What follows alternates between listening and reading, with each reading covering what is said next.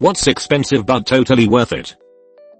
If you have bad allergies, a HEPA air purifier might seem like a waste of money for a weird fan, but that first night of rest after weeks of allergies is bliss. Don't get the budget ones. I almost did, until I looked at reviews and it's scary how many of them fucking catch fire. Any electronic you're going to leave plugged in should be from a reputable company, Any recommendations? Laser eye surgery. Couldn't afford it. Went into debt for it, but would do again in a heartbeat. Quality pair of boots. I get a boot allowance every year at work. I'm wearing a pair from 2 years ago. Have a new pair at home from a year ago, and another pair in the mail from this year. They last longer and dry out between wearings better if you rotate them. Don't save 2 pair in the closet. Wear each pair every 3rd day. This guy boots. This is standard issue advice. Whenever boots come up over it r/buy it for life. A decent bed. Also, higher end bed clothes. My wife recently bought fancy sheets and pillowcases, spending more than I would on such things, but the difference is quite something. A good mattress with good sheets is highly recommended. Bed clothes. My skin is my bedcloth. Good tires. Every aspect of your car's performance is affected by them. Acceleration, braking, handling, fuel economy are all limited by tires. Buy good tires, and keep them properly inflated and rotated. Missing work to go to your child's event. Good shoes are worth a price tag. However, price is not a good judge as to whether or not they are any sort of decent quality. SSD. Not even that expensive anymore. Not a chef, but a good chef's knife. How do people survive W/O good, sharp knives, like WTF? Anytime I'm at my family/friends or anywhere else to cook, and there isn't even one decent knife, I'm like, how do you even ever cook for yourself? Unbearable. I bring a knife with me whenever I'm planning to cook in someone else's kitchen. Or for that spontaneous murder. So annoying murdering with a dull knife. Living close to your job. Paying $500 extra rent is absolutely worth it if you can avoid to waste 2 hours a day in traffic. It also pays off financially if your income is above $12/h, which I really hope it is. Agree with this. I work with some people who spend 1.5 plus hours on the road each way. That's over 3 hours per day. No way I'd do that. Tools. Someone once told me a poor man pays twice, so I bought a good set of tools and they have lasted longer than any other ones I've bought in the past with a lot less maintenance. I'd say it's best to get a cheap set of everything, and buy expensive ones of what you actually use. Good headphones. Noise cancelling out the bus to work is absolutely life changing. Good trash bags. I'm a simple woman. A divorce. Best financial hit I ever took. Real food. Yes, very true. Gotta keep them veggies in the fridge to eat. Cancer treatment. Laughs in Australian. Dies in American. It's okay, you can sell meth. A reliable vehicle.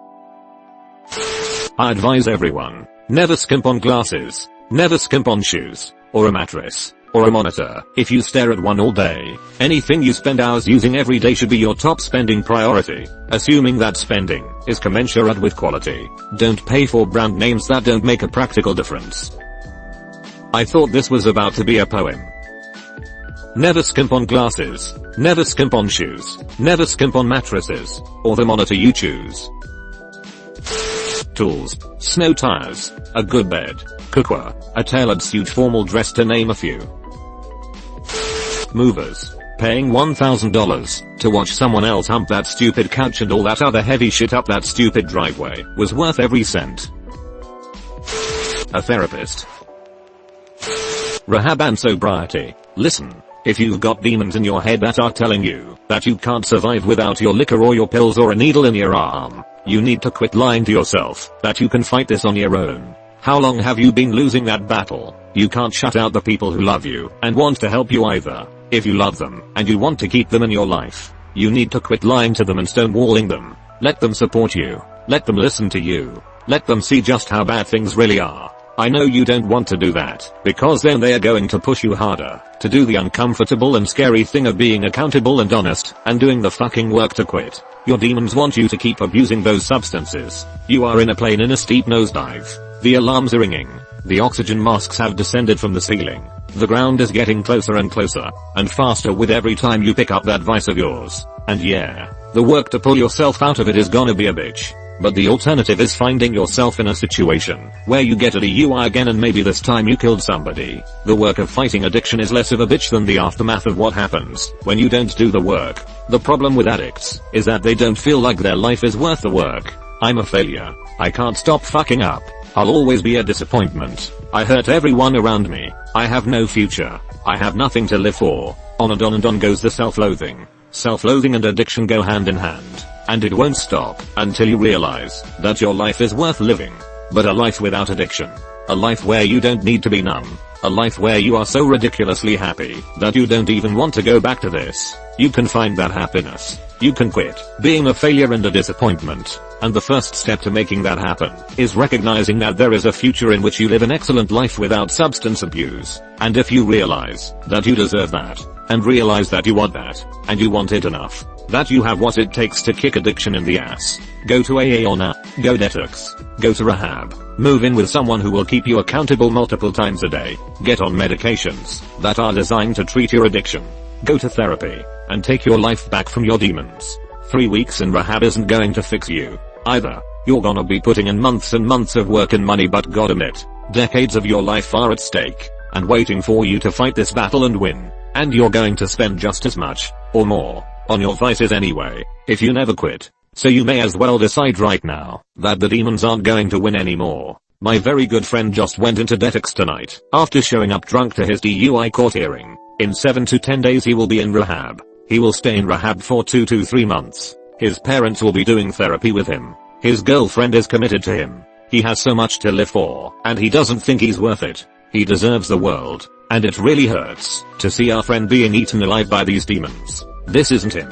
And I want my fucking friend back. It kills me that he shut us out. It kills me that he won't be living with us anymore. It kills me that he is destroying himself and that I can't make him want to get better. My husband tried so freaking hard to get him to open up and stop shutting himself away in his room. I really miss my friend. I remember being in my dark place and using alcohol to numb the pain, and knowing that his dark place is even darker than mine is just ripping my heart apart. He is family. He always will be, and I'm so scared that this is going to kill him.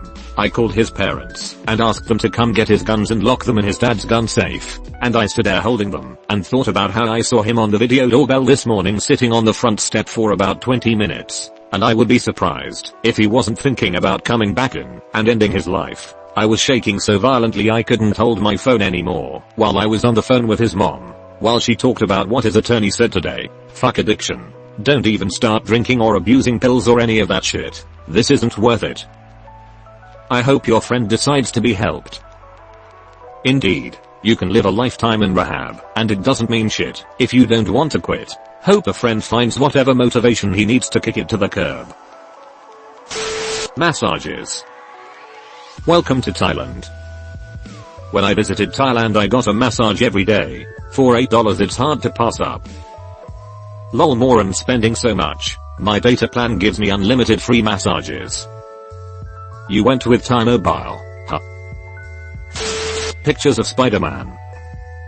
Here's one for free, link in description. Seeing a psychiatrist. A good PC. He'll say yes, but there's a limit to how much you should spend. Like a gaming PC, you won't need a 16 plus core CPU. Doesn't need to be gaming. I just want a good computer that's fast and does not lag. Pay off debts. A well-tailored suit. Always infinity pads, or just nice pads in general. I've got such a heavy flow that regular pads aren't really ideal. Maxi pads can feel too bulky. These pads ain't cheap, but they feel thin, and they absorb really well. I figure that spending more on nice pads when I'm feeling crappy during my period is worth it. Plus it saves me time, so I don't have to wash out bloodstains. Just going to add Diva cups changed my life. That initial $40 has been amazing, and I haven't bought pads or tampons in probably 2 years or so. A good keyboard. I ain't replacing my shitty keyboard because the spatula is amazing for geometry dash.